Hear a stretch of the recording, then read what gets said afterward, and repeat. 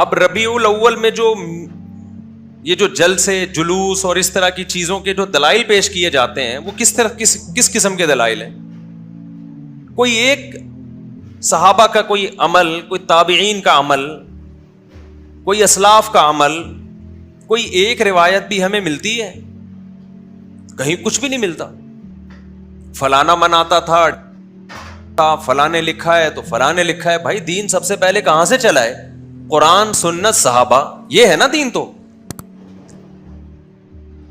اور ایک بات خوب اچھی طرح سمجھ لیں،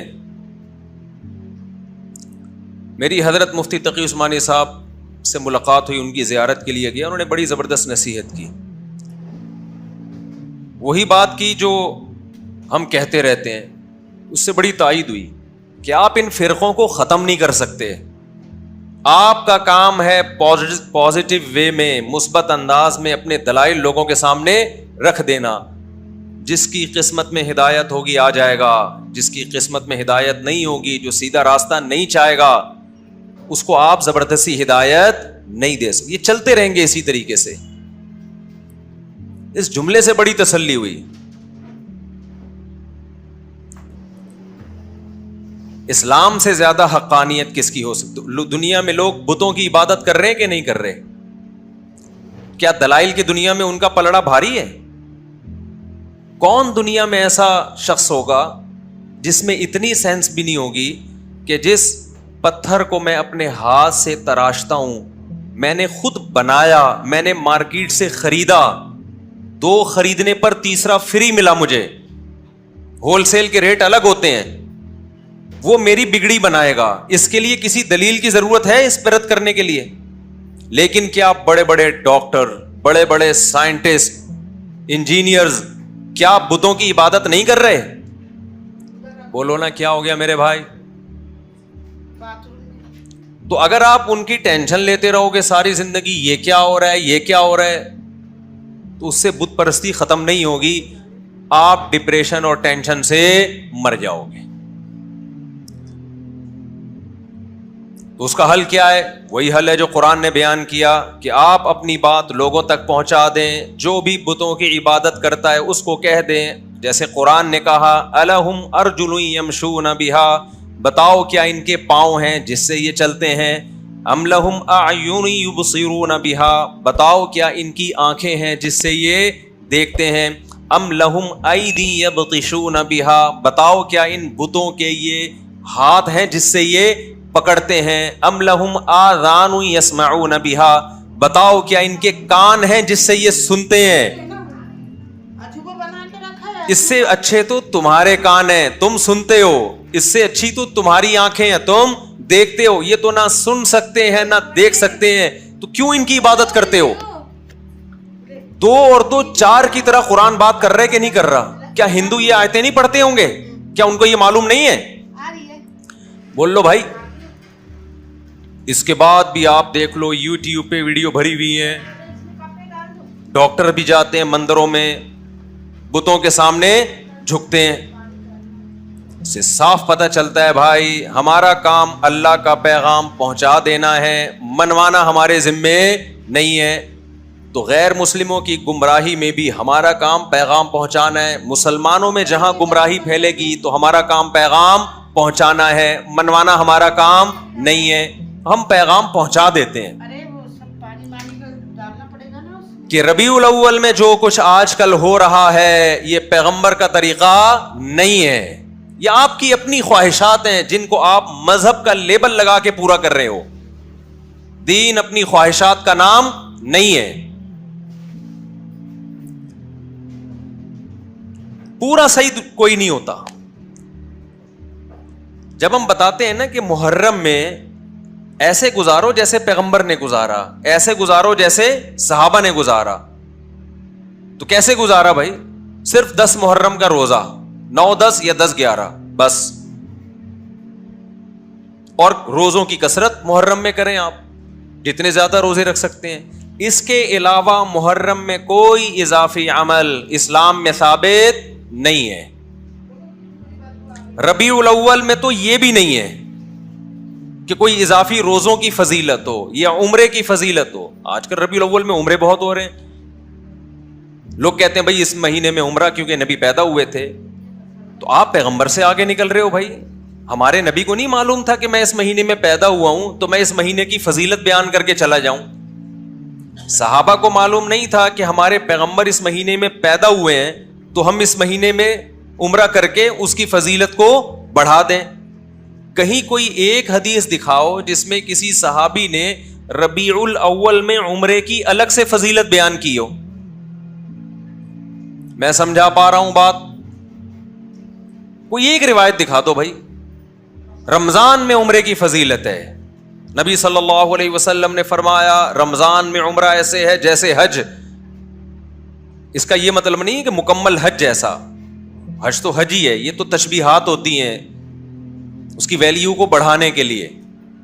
تو رمضان میں آپ عمرہ کرتے ہیں کیونکہ رمضان میں ویسے بھی ہر عبادت کا ثواب بڑھ جاتا ہے. یہ فضیلت ہمیں ربیع الاول کے بارے میں نہیں ملتی.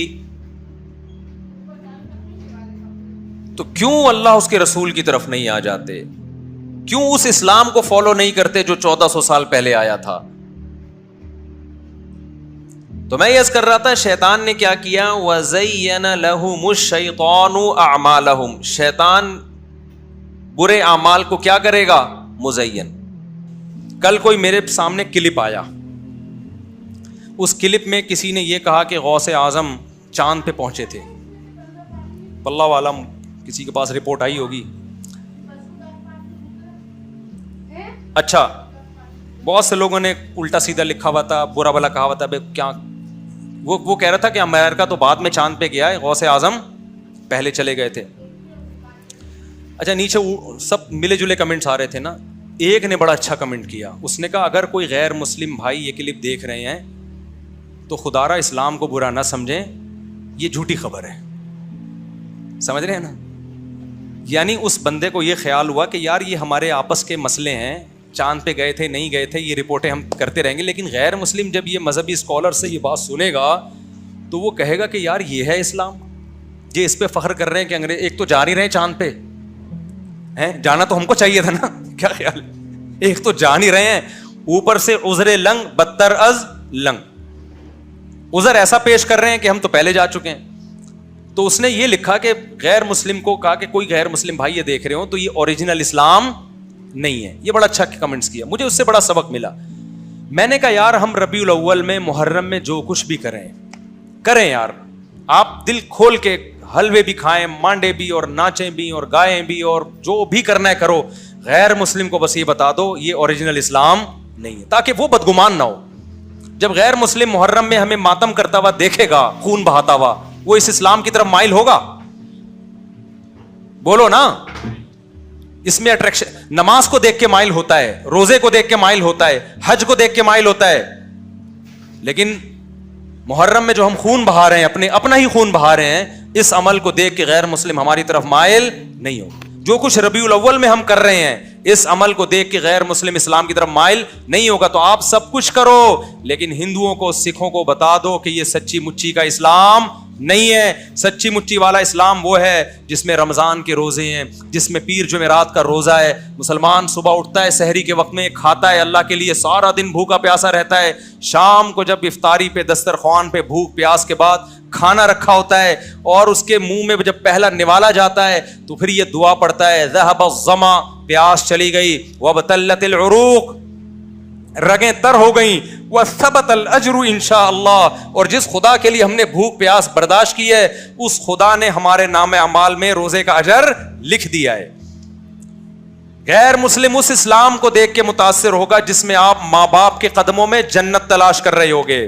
غیر مسلم اس اسلام کو دیکھ کے متاثر ہوگا جس میں گرل فرینڈ کا بھنگی اور چماروں والے رشتوں کا کوئی تصور نہیں ہے, جس میں عورت سے وفائے بیوی بنا کے گھر لے کر آؤ, اس کو اس کی اولاد کے کفیل بن جاؤ. یہ ہے وہ پیارا اسلام جو کس نے دیا ہے؟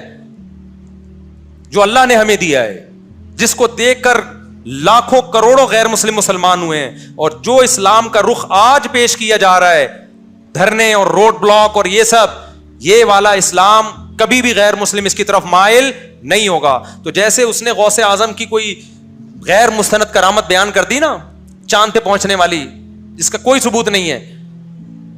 تو نیچے کسی نے کمنٹس کر دیے, کوئی غیر مسلم بھائی, اس نے کے الفاظ تھے, غیر مسلم بھائی کو میں یہ بتاتا چلوں یہ سچی مچی والا اسلام نہیں ہے. تو آپ جو کچھ بھی کریں ایک بورڈ لگا دیں, بھائی یہ ہمارا اپنا اسلام ہے, یہ سچی مچی والا اسلام نہیں ہے. سچی مچی والے اسلام میں قبر ایک بالش سے اونچی نہیں ہوتی. سچی مچی والے اسلام میں قبریں پکی نہیں ہوتی. سچی مچی والے اسلام میں حلوے مانڈے نہیں ہوتے. پوری دنیا کے ڈاکٹر اس پر متفق ہیں کہ میٹھا کھانا انسان کی صحت کے لیے انتہائی نقصان دہ ہے. میں کینسر کے اسپیشلسٹ سے ملا ہوں, ان کا کہنا ہے کہ سگریٹ اتنی نقصان دہ نہیں ہے جتنے حلوے نقصان دہ ہیں. نہیں ہے میرا خیال بات سمجھ. سگریٹ سے زیادہ نقصان دہ کیا چیز ہے؟ حلوے. کیونکہ سگریٹ سے وزن نہیں بڑھتا, میٹھے سے وزن بڑھتا ہے, اور وزن بڑھنے سے بلڈ پریشر بھی ہے, شوگر بھی ہے, کینسر بھی ہے, 20 بیماریاں ہیں. سگریٹ سے صرف کینسر ہے. یہ ڈاکٹر کی رپورٹ پیش کر رہا ہوں, ہوائی فائرنگ نہیں ہے. اس پہ ریسرچ پیپر بھی دکھا سکتا ہوں آپ کو. تو اسلام اس چیز کو کیسے پروموٹ کرے گا جس میں 30 پہ بھی کھانا ہے, 40 پہ بھی کھانا ہے, 11ویں پہ بھی کھانا ہے, 13ویں پہ بھی کھانا ہے, اور جناب ربیع الاول پہ بھی کھانا ہے, 10 محرم کو حلیم کی دیگ ہے. ہر تھوڑے دن بعد کوئی نہ کوئی کھانے کا پروگرام چل رہا ہوتا ہے. اسلام میں صرف ایک کھانا ہے, 2 کھانے خاندانی. ایک بقرعید کا کھانا, اس میں بھی میٹھا نہیں ہے, اس میں کیا ہے؟ گوشت. ایک عید الفطر کا کھانا, اس میں میٹھا ہے لیکن بہت تھوڑا, کھجور کے چند دانے. اور ایک ولیمے کا کھانا ہے جو شادی کے بعد ہوتا ہے, جو بعض لوگوں کو 4 دفعہ نصیب ہوتا ہے. اس میں بھی گوشت ہے, میٹھا نہیں ہے. اس میں بھی اولم ولو بشاتن, نبی نے فرمایا ولیمہ کرو اگرچہ بکرے کے ذریعے کیوں نہ ہو, ایک بکری کیوں نہ ہو. اسلام ایسی خوراکوں کو پروموٹ ہی نہیں کرتا جسے کھا کے آپ چوڑے ہو جائیں. گوشت کھا کے چوڑا نہیں ہوتا آدمی, موٹا نہیں ہوتا, کاربوہائیڈریٹ کم ہے اس میں.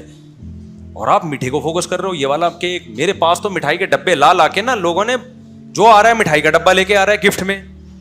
میں پہلے گھر میں دیتا تھا, بچے کھاتے تھے, اب میں نے گھر میں دینا بھی چھوڑ دیا. میں نے کہا میں اپنے بچوں کو کیوں تباہ کروں اپنے ہاتھوں سے یار. لڈو کھا کے لڈو جیسے بن جائیں گے وہ. ہم نے اپنے بچوں کو فوکس کیا, انڈے کھاؤ, گوشت کھاؤ, دودھ پیو. میٹھے کو میں پروموٹ نہیں کرتا گھر میں زیادہ, سمجھتے ہو. اور ہمارے یہاں مشہور کیا, کھانے کے بعد میٹھا کھانا سنت ہے. پٹانگ باتیں کر رہے ہو یار تم. کھانے کے بعد کھانا ہی کہاں سنت ہے کہ اس کے بعد میٹھا کھانا بھی سنت ہو. تو جو قدرتی طور پر موٹے ہوتے ہیں وہ تو بڑے بڑے بزرگان دین ہیں, وہ تو قدرت کی طرف سے. بعض صحابہ کا جسم بھی بھاری تھا, لیکن خوب سمجھ لو کھا کے جو موٹا ہو رہا ہے اللہ اس کے رسول صلی اللہ علیہ وسلم کو وہ پسند نہیں ہے. صحیح حدیث, آپ نے ایک شخص کو دیکھا جن کا پیٹ نکلا ہوا تھا, بھاری جسم تھا, آپ نے فرمایا لو کان ھذا فی غیر ھذا لکان خیرا او کما قال صلی اللہ علیہ وسلم. فرمایا جو خوراک تم نے کھائی ہے نا, جو پیسہ خرچ کیا ہے, کسی اور جگہ پہ خرچ کرتے تو اچھا تھا. تو اس لیے میرے بھائی خدا کے لیے اسلام کو بدنام بولو مت کرو. روزے رکھو, تہجد پڑھو, کم کھاؤ, بھاگو دوڑو. صحابہ کرام کی جو ایکٹیویٹیز تھیں وہ یہی تھی. صدقہ خیرات کرو چھپ چھپ کے, دیگوں کو فوکس مت کرو. دیگ سے غریب کو فائدہ نہیں ہوتا, دیگ جیسا ہو جائے گا وہ غریب بھی, اس کے پاس تو علاج کے پیسے بھی نہیں ہیں. چپکے سے لے جا کے غریب کو صدقہ کر دیا کرو. ایسے دائیں ہاتھ سے دو, بائیں کو بھی پتہ نہ چلے. اس کو بولو بھائی یہ پیسے ہیں, اب تیری جو ضرورت ہے اس سے پوری کر. اور اگر وہ کہے مجھے کھانا ہی چاہیے تو دیگ کے بجائے گھر میں راشن ڈلوا دو. کیا کر لو, چپکے سے لے جا کے راشن ڈلوا دو اس کے گھر میں. دکھا کے بھی ڈلوا سکتے ہو تاکہ لوگوں کو ترغیب ہو, لیکن راشن ڈلواؤ, پیسے دو. بکروں کو فوکس مت کرو, دیگوں کو فوکس مت کرو. اللہ دیگ بننے سے پہلے ہمیں ان باتوں کو سمجھنے کی تو, یعنی اس سے پہلے کہ ہم خود دیگ جیسے بن جائیں, اللہ ہمیں ان باتوں کو سمجھنے کی توفیق